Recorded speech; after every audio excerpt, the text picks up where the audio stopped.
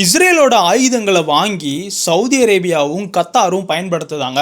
இஸ்ரேலை பொறுத்தளவுக்கு இந்த ரெண்டு டெக்னாலஜியும் state of the art engineering technology.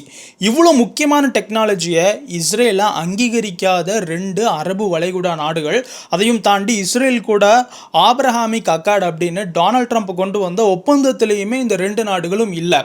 அப்படி இருக்கும்போது இவங்க இந்த இஸ்ரேல் டெக்னாலஜியை எப்படி பயன்படுத்துதாங்க? இந்த ஒரு இஸ்ரேல் டெக்னாலஜியை தான் கத்தாரினுடைய ராயல் ஃபேமிலி பயன்படுத்தக்கூடிய 3 அதிகாரப்பூர்வ விமானங்கள்லையுமே இன்டகிரேட் பண்ணியிருக்காங்க. இந்த விமானத்தில் தான் கத்தார் தலைவர்கள் டெலிகேஷன்ஸ் ஈரானினுடைய தலைநகரான தெஹ்ரானுக்கும் போயிருக்காங்க. இந்த மாதிரி பல சுவாரஸ்யமான தகவல்களை இஸ்ரேலினுடைய ஹாரட்ஸ் அப்படின்ற பத்திரிகை இன்வெஸ்டிகேஷன் ஜேர்னலிசம் மூலியமாக வெளியிட்டிருக்கு. இது சம்பந்தமாக தான் நம்ம இந்த வீடியோவில் டீட்டெயில்டாக பார்க்க போகிறோம். இந்த ரெண்டு டெக்னாலஜி என்ன? சி மியூசிக், இன்னொன்று பைலட் ஹெல்மெட். சி மியூசிக்கை பொறுத்தளவுக்கு மிகப்பெரிய லாஜிஸ்டிக், மிலிட்ரி லாஜிஸ்டிக் டிரான்ஸ்ஃபர் விமானங்கள்லையும், விஐபிஸ் பயன்படுத்தக்கூடிய போக்குவரத்து விமானங்கள்லையும், கமர்ஷியல் பிளைன்ஸ்னு எல்லாத்துலேயுமே பயன்படுத்தலாம்.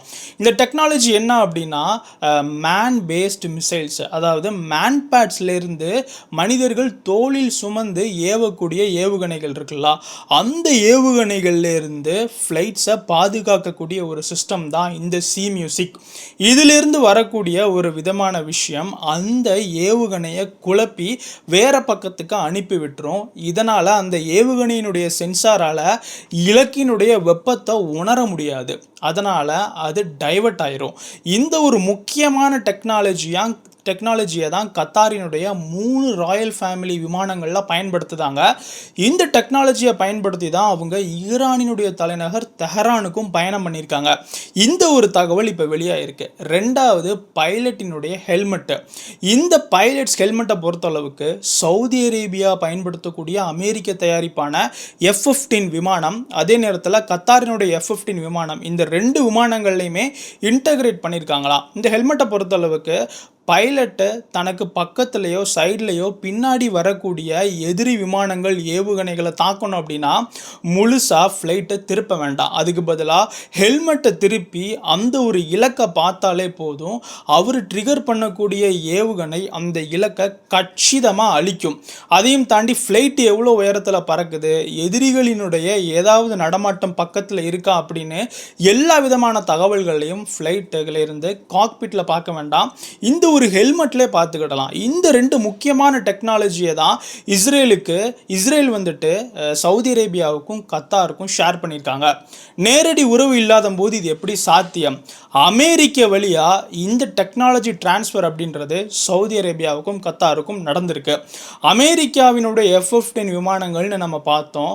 அமெரிக்காவை பொறுத்தளவுக்கு அவங்க பயன்படுத்துகிற பெரும்பாலான டெக்னாலஜியில் இஸ்ரேலினுடைய டிஃபென்ஸ் சம்பந்தமான டெக்னாலஜிஸ் இன்டகிரேட் ஆயிருக்கும். ஸோ அதன் மூலியமாக அமெரிக்கா வழியாக இஸ்ரேல் ஆயுதங்களை இப்போ அரபு நாடுகள் பயன்படுத்த ஆரம்பிச்சிருக்காங்க அப்படின்ற ஒரு விஷயத்தை இன்வெஸ்டிகேஷன் ஜேர்னலிசம் மூலியமாக இஸ்ரேலினுடைய ஹாரட்ஸ் பத்திரிகை வெளியிட்டிருக்கு.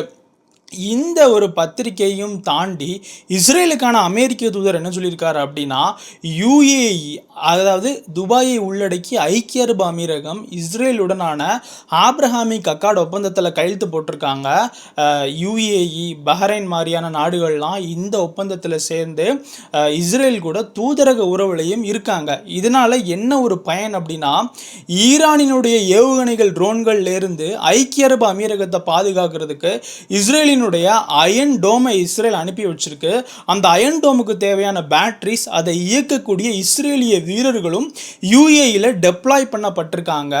அந்த ஒரு விஷயத்தினால தான் ஐக்கிய அரபு அமீரகத்தினுடைய வான் பாதுகாப்பு பலப்படுத்தப்பட்டிருக்கு. நிறைய ஈரான் ஏவுகணைகள் ஐக்கிய அரபு அமீரகம் தடுத்து இருக்காங்க அப்படின்ற மாதிரியான விஷயத்தை இஸ்ரேலுக்கான அமெரிக்க தூதர் உறுதிப்படுத்தியிருக்காரு. இதை நம்ம முன்னாடியே சொல்லியிருந்தோம். இந்த விஷயம் இப்போ அதிகாரப்பூர்வமாக உறுதியாயிருக்கு. இதனால் இதே மாதிரி பல பலன்களை நிறைய அரபு நாடுகள் இஸ்ரேல் மூலியமாக அனுபவிக்கணும்னா எல்லாருமே ஆப்ரஹாமிக் அக்கார்டுக்குள்ளே வாங்க அப்படின்ற மாதிரியான விஷயத்தையுமே அவர் வலியுறுத்தியிருக்காரு. அதையும் தாண்டி இன்னும் பல விஷயங்கள் இந்த ஹாரட்ஸ் பத்திரிகையினுடைய இந்த இன்வெஸ்டிகேஷன் ஜேர்னலிசம் மூலியமாக எந்த அளவுக்கு வளைகுடாவில் இருக்கக்கூடிய அரபு நாடுகள் மறைமுகமாக இஸ்ரேல் கூட கூட்டணியில் இருக்காங்க அப்படின்றத வெளியே கொண்டு வந்திருக்கு. ஏன்னா சவுதி அரேபியா, கத்தார் மாதிரியான நாடுகள்லாம் எதிர்காலத்தில் ஒரு கிரேட்டர் பாலஸ்தீன் வரும், பண்ணுறோம், அதனால் நாங்கள் இஸ்ரேலை அங்கீகரிக்க மாட்டோம் அப்படின்ற கொள்கையில் இருந்தாங்க. ஆனால் இன்னைக்கு ஈரானுடனான கான்ஃப்ளிக்டின் மூலியமாக அவங்க நாட்டை பாதுகாக்கிறதுக்கு அவங்க இப்பேற்பட்ட ஒரு முடிவை எடுத்திருக்காங்க அப்படின்னும் இந்த ஹாரட்ஸ் பத்திரிகையினுடைய ரிப்போர்ட் வழியாக நிறைய அரசியல் வல்லுநர்கள் விவாதிக்கவும் ஆரம்பிச்சிருக்காங்க.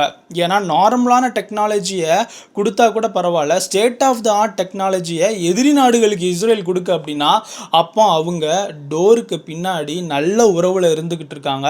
பல உளவு தகவல்களை இஸ்ரேலினுடைய மொசாட் சவுதி அரேபியா, கத்தார் மாதிரியான அரபு நாடுகளுக்கு வழங்குதாங்க அப்படின்றத இந்த ஒரு விஷயம் நமக்கு உறுதிப்படுத்தி இருக்கு. இது சம்மந்தமான கருத்துக்களை கமெண்ட்ல சொல்லுங்கள். நம்ம ஓஹோ தமிழ் சேனலை சப்ஸ்கிரைப் பண்ண பார்க்குறவங்க சப்ஸ்கிரைப் பண்ணிக்கிடுங்க. ஜெய் ஹிந்த்.